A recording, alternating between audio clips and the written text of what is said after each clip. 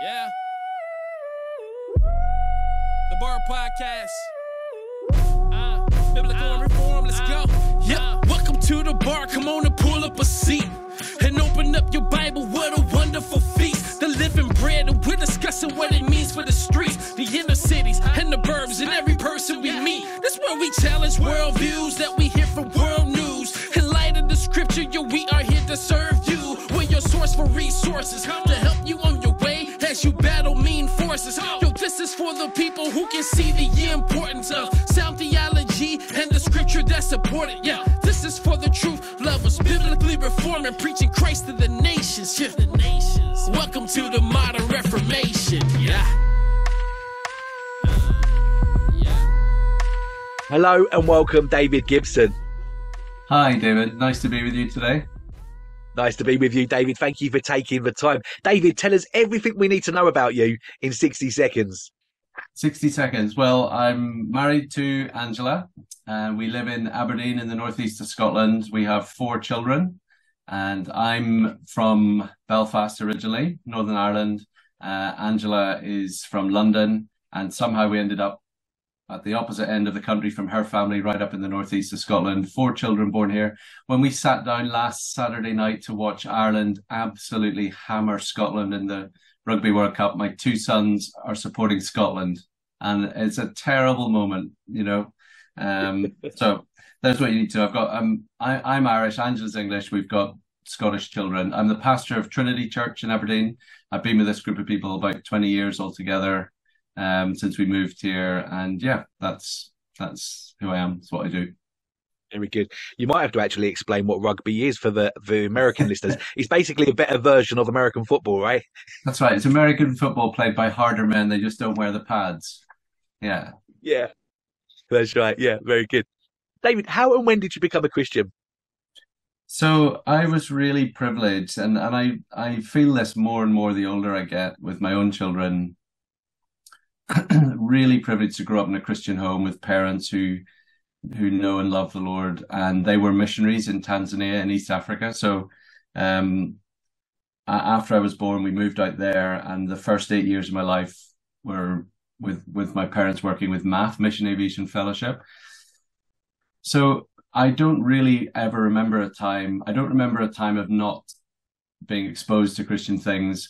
My own theology of conversion has changed a little bit since I was converted, in that the tradition I grew up in, mum and dad were very much hoping for each of their children to pray the sinner's prayer and ask Jesus into our hearts, which I think I probably did 15 or 20 times. I don't know which one of them it was, or if it was even any one of them.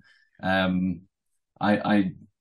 don't know. I don't know when exactly. I think there's a couple of moments when I think maybe yeah, something was different from that point onwards, but I'm now a Reformed Presbyterian pastor. It's not how we're bringing up our own children. I hope they don't ever remember a distinctive conversion moment, if you know what I mean. So I would say I had the privileges of being a covenant child, brought up in a covenant environment without ever using that language. Yeah. And when did you feel called to pastoral ministry? That's a good question, because I think I'm in pastoral ministry because I kept saying I'm going to do a little bit more Christian ministry, a little bit more training, a little bit more studying, and once I've done that, then I'll go and become a school teacher. I always wanted to be a school teacher, and it just never happened. I just kept putting it off by doing a bit more ministry and a bit more of this. And eventually a really good friend in a church we were in here in Scotland said, look, just forget that other stuff. You need to give yourself to this instead. So it was really the calling of a local church that said, we want you to do this. We think we want to set you aside for it. We think God is setting you aside for it. It's not like I had a 20-year burning desire that I'm going to be a pastor. It was a sort of slow realization of, yeah, this is what I think I should do. Other people are telling me sort of things, and this is what I now want to do. So it took a while, but from the moment I was about to say, I've never looked back. I've never looked back in the sense that every minister I know on Sunday night wants to get another job, and I still have that every week. but not in the deep sense of it's a calling and a vocation that is why I'm still here. Yeah. I understand that Sinclair Ferguson is a member of the church where you pastor. Of course, Sinclair is an excellent preacher himself, as well as a gifted writer. David, how much extra pressure does it put on you having Sinclair sitting there staring back at you as you preach? Yeah, a lot of people have asked me that. It's true, David, isn't it, that there's the Christian circles that we're in, where people write books and speak at conferences and so on, that we tend to make certain people a big deal, or we think certain people are a big deal because of their well-known ministry. That's one thing. But it's true as well, isn't it, that there are people like that who we make a big deal, who they then themselves, they think they're a big deal. And all I can say about Sinclair is that he's the exact opposite of that. If anyone else thinks he's a big deal, he would say, well, that's your problem. I'm Sinclair. I'm an ordinary believer, the same as you. And it's probably one of the most defining things about him, I think, that he does not think he's a big deal. And having him as part of the Trinity family, that's what he communicates, that he's a church member, the same as anyone else. He in his commentary in Ephesians, he tells the story of Augustine's conversion, where Augustine said to Ambrose, the Bishop of Milan, it wasn't your rhetoric, it wasn't your sermons that led me to Christ, it was your kindness. And I think that's the main thing I would say about Sinclair, that he doesn't think he's a big deal because he thinks he's a Christian first and foremost, and it's made him a profoundly kind man. So it might sound strange, but to me, I know I'm preaching to a giant, but I don't also as well, in a way. I just think he's part of our church family, and I know how he's hearing this. So yeah. Does that make sense? It does, yeah. Yes, that's very good. David, we're here to talk about an exciting new book that you have published with Crossway, The Lord of Psalm 23. Just introduce a book to us, David, and tell us why you wanted to write it. Yeah, thank you. Yeah, it's just come out. Not sure if it's actually out in the UK yet. It's available in the States. It'll be out in the UK at the end of October. Like just about anything I've written, it's because of preaching first and foremost. So I preached 3 sermons on Psalm 23, January a few years ago, and it's kind of the effect of that on me. There are some things when I preach, I think, oh, this is really hitting home very deeply, and I want to write it up in some way. One of my good friends, was laughing at me for writing a book in Psalm 23. He said that, yeah, we really need more books on Psalm 23, that oft neglected part of Scripture. So yeah, whether it's needed or not, I don't know. Other people will have to be the judge of that. But there is a reason why that psalm has meant so much to us, isn't there? And a chance to study it and preach on it, I just wanted to live in it a little bit longer. So in a way, writing a book in it was a chance to go even deeper than the sermons and just get to treasure this most beautiful part of Scripture for a little bit longer. So it did me good. What it'll do for other people, I don't know. Well, I've heard a lot of the endorsements for it, and it certainly seems to have got off to a good start. Why is it so important to not skip past the significance of the shepherd's name in verse 1, that he is the Lord? Yeah, I that's something that I think I've hit on a little bit. There's only a few people that I've read that focus on this. We all know the opening words, "The Lord is my shepherd," and what I argue in the opening chapter is that we all focus on shepherd, and the shepherd imagery dominates the psalm. But the astonishing thing is that David says, "My shepherd is the Lord," and that name, the Lord, capital letters, God's personal name revealed to Moses, Yahweh, I am that I am. I argue in the book that the fact that one is my shepherd, is David's shepherd, my shepherd, your shepherd, that should just make us, we shouldn't get any further than those first 4 words and think, hang on, hang on, you mean that one? That God is my shepherd. The God of the burning bush is mine. He's going to care for me and look after me.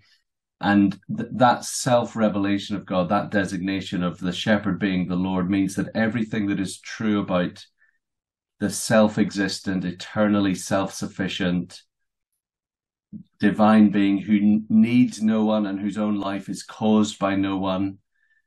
Imagine having a shepherd like that. That's what I try and linger on a little bit. And there's actually a lot of shepherding connections to the revelation of the divine name in Exodus. There are parts of the rest of the Old Testament where the way I would put it is that if you were to paint a picture of the Exodus, the way that the Bible paints the picture, the way the Bible puts the Exodus on Instagram, is by describing God as a shepherd leading his people through the wilderness. And Moses and Aaron are the under shepherds. That's literally what the Psalms say, that he led his people through the wilderness like a flock. By the hand of Moses and Aaron, he guided them. So there's a lot more going on in Psalm 23, I think, with the shepherding imagery than we often think there is. Yeah, really good. And sometimes by it being so familiar can actually not be very helpful, right, David? Because we can actually read past these things far too quickly, not to actually marinate in these truths, right? Yeah, exactly. Yeah. So just how important is the shepherding imagery that we're given in Psalm 23? Yeah, so that's the other bit of it, although I think we need to pause at the first two words, the Lord. Yes. So obviously the psalm then does go on to say the Lord is my shepherd, and of course the psalm is painted in shepherd images, the pastures, the water, the feeding, the resting, the leading, the rod, the staff. So in a way you can't really obviously get, if you preach a doctrinal sermon series on Psalm 23, on, let's say, union with Christ, or on the divine name, which you could do, but you don't stop to feel the beauty of everything that a shepherd does for a sheep. So that then you've missed the point of Psalm 23, that it's the beauty of the divine name and who God is, but not in abstract, dusty, systematic theology, which is where we often think all the stuff about divine simplicity and divine self-existence belongs. Psalm 23 takes all of that and says, now imagine that being the description of the person who's by your side every day of your life, who speaks to you every day, who feeds you, who cares for you.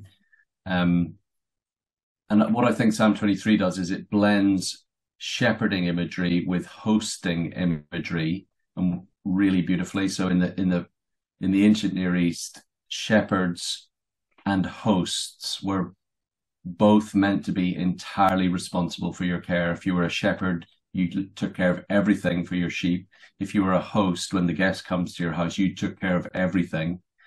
And Psalm 23 says, let's put those both together and say that the Lord is both of those amazing pictures. Yeah. So it's a really beautiful text, isn't it? Yeah, absolutely. Really, really good stuff. In your book, you make the point that everyone has shepherds. Tell us about that, David. Yeah, this is a point I got just from a Bible teacher in England called Mike Kane, who's based in Bristol somewhere, I think, Bristol in England. He has a lovely little book called Real Life Jesus, that is his series of evangelistic talks on John's Gospel. And when he gets to John 10, talking about Jesus, the Good Shepherd, he just, I got all this from him. He just makes the point that it's very easy to think that shepherding is an ancient biblical picture. There are shepherds today, but we don't do it like them, and shepherding is remote from us. But Mike Kane makes the point, no, it's not at all. That the all of life is all about following somebody. We are always following someone, and today the dominant shepherds are called YouTube, and they're called Instagram, and they're called TikTok. That's who is shepherding our children. We might think we're shepherding, but actually they're following, and think of the language in social media. How many followers do you have? Yeah. Somebody's leading. we're always being influenced, shaped. Our lives are not, we're not the independent captains of our soul that we think we are. We're sheep. We're following the people with the power, the money, the influence. And the whole Bible in Psalm 23 says, right, let's put all those other influencers off to the side and think about the best possible influencer that you could have. Yeah, good. Really good. David, what do you mean when you say Psalm 23 has become a funeral psalm, but in fact it is really a psalm about life? Yeah, so in the book, I rely on a couple of other scholars who point out that a man called William Holiday, who's shown that really Psalm 23 wasn't much used in funerals before the American Civil War. And it's only after that time and after the arrival of the Enlightenment and the growth of sentimentality in religious language that didn't used to exist, that Psalm 23 has begun to be used at funerals because, in his words, it's really non-threatening. It doesn't talk about sin, doesn't talk about confrontation. God, secular people like this psalm, Jews as well as Christians identify with it. So Psalm 23 has this kind of, you can imagine it belongs on Hallmark cards and soft focus photos, and there's all this world of comfort in it that we give to people at death because it talks about the valley of the shadow of death. But actually, that's the only verse that mentions death, isn't it? Verse 4. Apart from that, you have the shepherd making me lie down, feeding me, guiding me. And then verse 5, preparing a table for me, oil, my cup overflows. He's leading me to his house. This is a psalm about not just about what you need as you come to die, but it's a psalm about what you most need as you come to live, as you walk this wilderness life between now and heaven. What is it that you most need for daily life and for living? And the psalm is all about that. It has everything in it. Yeah, really good stuff. What's the most accurate way to understand the word want in verse 1? Yes, the Lord is my shepherd, I shall not want. So if you don't mind me just referring to what I wrote on it. Yeah, so we say, the Lord is my shepherd, I shall not want. And if we're honest, we think, but hang on, I want, I'm about to go on holiday. I can't wait I want a holiday. I want food. I want relationship. We want things all the time. So what does it mean to say I don't want? The best way to understand it is that actually the word want has come down to us from the King James version of the Bible, where in the Elizabethan age, the word want meant not so much to desire something as to lack something. So it's more like the phrase, the Lord is my shepherd, I shall not be found wanting. In other words, I shall lack for nothing. And one Jewish rabbi's translation is that it means God will provide me with everything I need, or as a colleague of mine beautifully rendered it, the Lord is my shepherd, what more do I need? Whether I want certain things is almost beside the point. You might want them, but with the Lord as your shepherd, you do not need them. And with the Lord as your shepherd, you have everything. It's the Apostle Paul in the New Testament, isn't it, saying that he's learned in all circumstances, whether in much or plenty, to be content. He has Christ, and he might have nothing, but he has everything. Yeah, it's very good. Very good. How does the psalm help us understand how every part of life is in God's wise and good hands? So one of the surprises, I think, in the psalm is, and we can talk about this a little bit. I think that the valley of this is what I think I saw more clearly than I'd ever seen before. The valley of the shadow of death, it is one of the paths of righteousness in verse 3. So it's not that you have God leading me now beside the still waters and everything's rosy and he's cared for all my needs. But of course, there are these really awful things that happen over here that the poor shepherd has no control over, and you've got to do it alone. Like, don't worry, once you get there, he'll look after you and be there. But it's not that's somehow separate from his care, but the psalm doesn't let us say that. He leads me in paths of righteousness. Next verse, even though I walk through the valley of the shadow of death, I will fear no evil, for you are with me. So the shepherd doesn't leave the paths of righteousness when he takes us into the valley of the shadow of death. So I think that's what I mean by every single part: the highs, the lows, the mountaintops, the valleys, the feeding, the hungering, the living, the dying. It's all in God's hands. Yeah, yeah. So, David, how does the psalm address the vast longing of a human heart for true rest?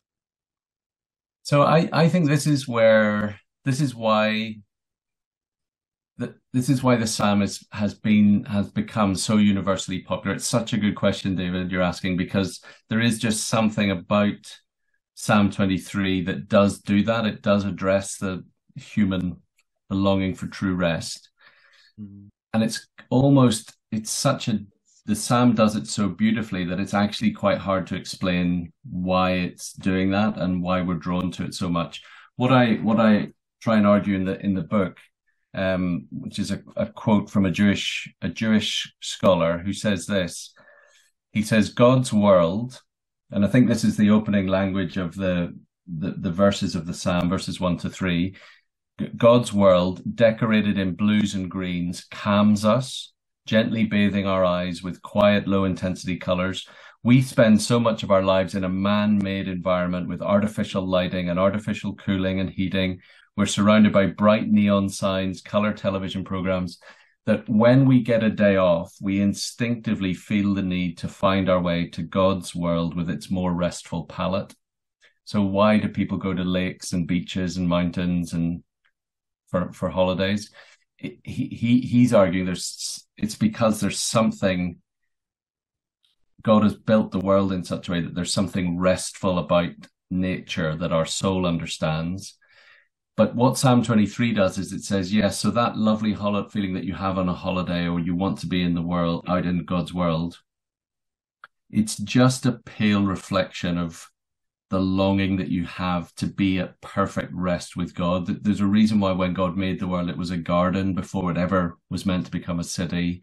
There's a reason why at the end of the book of the Bible in Revelation, city and garden are all melded together into one perfect cosmic reality. The dwelling of God will come down from heaven, and everything that Eden was meant to be will now be even better and perfectly realized. And in that end time picture, there are gardens again, trees, rivers. Psalm 23 somehow just taps into all that and says, This is where we're heading. This is the way the world was meant to be. The reason you find it restful is because you would have found it restful if Adam and Eve hadn't fallen and they'd made the world the garden that it was always meant to be. That the psalm manages to tap into this deep sense that a world of fracture and brokenness is not, no one chooses a holiday in a war. No one's choosing to go to Gaza and Palestine, Israel right now, are they? It's the opposite of what the human heart wants. And the psalm manages to capture that and to say, this is what God gives us. Yeah, that's just magnificent, isn't it? So good, so helpful. Thank you. What does it mean that everything Jesus does for his sheep, he does for his namesake? Yeah, it's a little phrase that's easy to lose, isn't it? You've got all the lovely imagery of who the shepherd is, what the shepherd does. And right at the end of verse 3, he leads me in paths of righteousness for his name's sake. I think it's just a really important thing to reflect on, that the point of the shepherding is not for the sheep, but the point of the shepherding is for the shepherd's glory and the shepherd's fame. That everything about my life, all this amazing care, the Lord is my shepherd, the Lord is my host. I must be really something, It's the different, cats and dogs, the difference between cats and dogs, that you do everything for the dog, and the dog, you feed it, care for it, walk it, and the dog says, oh, that's amazing. You must be God.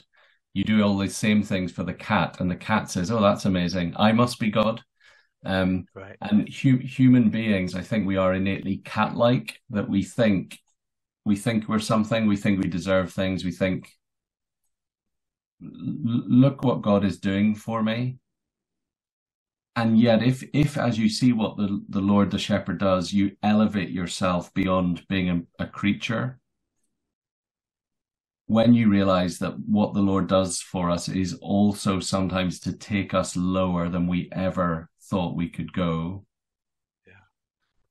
that the same Lord could ever lead us into the valley of the shadow of death, where all I can see is darkness and I cannot see any way out of it. Unless we believe that the ultimate purpose of everything is for his name's sake, not my name's sake. How can this life and what I experience often be for my name's sake? There's nothing about it that is helping my name.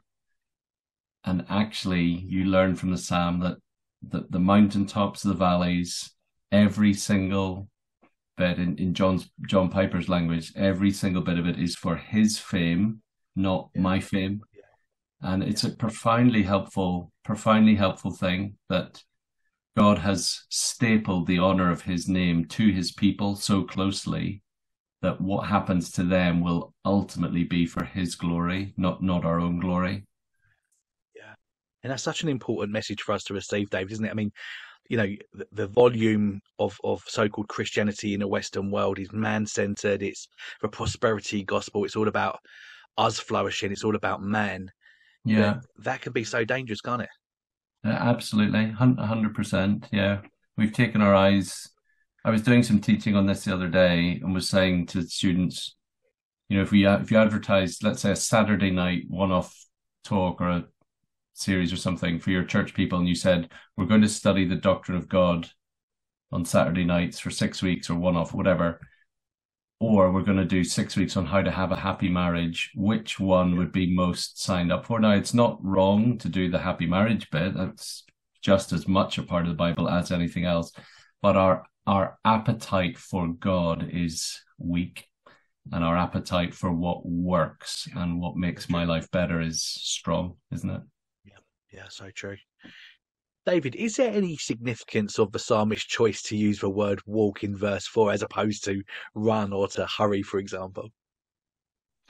So this is something that I got from Charles Spurgeon, that he says Spurgeon's Treasury of David is really worth lingering over for anybody working their way through the Psalms as a whole, but Psalm 23 in particular, he just says it's in verse 4, you need to linger over every single word. And he's brilliant at this. He even lingers on the even.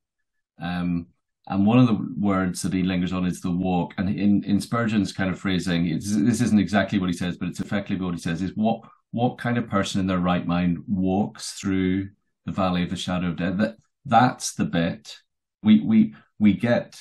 Being, he leads me beside still waters. Well, there's no rush there, is there? That's calm and gentle, and we all take our time by the peaceful lake.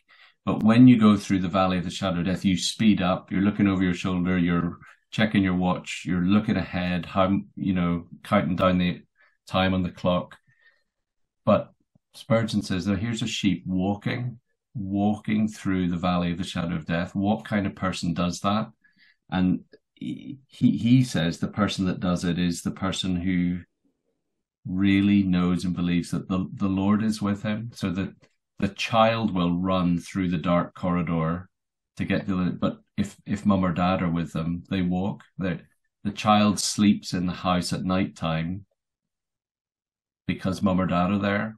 And that's what the sense is in verse 4, that, we're so used to the language, the valley of the shadow of death, but to walk through it. And I say this in the book, that my job is, in being in pastoral ministry, there is no greater privilege than visiting someone who is dying, who knows where they're going, who knows the shepherd, and because of all of those things is ready to die. I think those are the sacred moments in pastoral ministry, being in the presence of somebody Andrew Peterson has a song about the Queen of Iowa, that this woman that he knew was dying of cancer, but he says she was more alive than anybody else in the room. Yeah. And it's that kind of meeting sheep ready to meet their, not just accepting the end, but walking with the shepherd into the darkness is there are no words really to describe it. It's a profoundly beautiful thing. Yeah, thank you. David, what does it mean that the Lord prepares a table for us in the presence of our enemies? One of the things I argue in the book is it's quite helpful for us that is open-ended, that we don't actually know, and this is what commentators do, even on 6 verses, Psalm 23, a huge amount of ink on what David must have been referring to here. And from academic commentators through to popular, there's just a massive spectrum. And the short answer is, I think we don't actually know exactly what he was referring to. I personally think it's from 2 Samuel, when he's on the run from Absalom, and soldiers come and feed him in the wilderness just before battle. I think that's most likely. But the fact that he doesn't say that helps us, like Paul saying in 2 Corinthians that he has a thorn in his flesh. Again, if he'd said definitively this is his eyesight or this was something else, we today wouldn't be as helped by the thorn in the flesh idea, because unless you had exactly what Paul had, you can't claim the same help. But the fact that we don't know is a really beautiful thing. It just means there are some things that can nearly break you, and yet in that moment God's grace is sufficient for you. Yeah. And I think it's the same here, that whatever it was that David was facing, the meaning is that even at the moments of greatest human vulnerability and weakness and threat and danger, and whatever that might be, this is what it was for David, but whatever it might be for me and for you, in that very moment, the Lord does not abandon his people. And whether it is the world, the flesh, the devil against you, God, the shepherd is with you, even right there. And I argue in the book that we see the best examples of that in the ministry of the Lord Jesus, that there is a huge amount of tables being prepared in the presence of his enemies. The more he eats with the wrong kind of people, the more the cross looms closer. And right through to the Passover meal.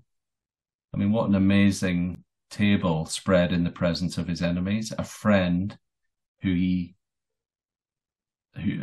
turns out to be a betrayer, and Judas goes out into the night with clean feet and a full belly, a murderous enemy, and the Lord has spread a table before him. Yeah, incredible. Really helpful. Thank you.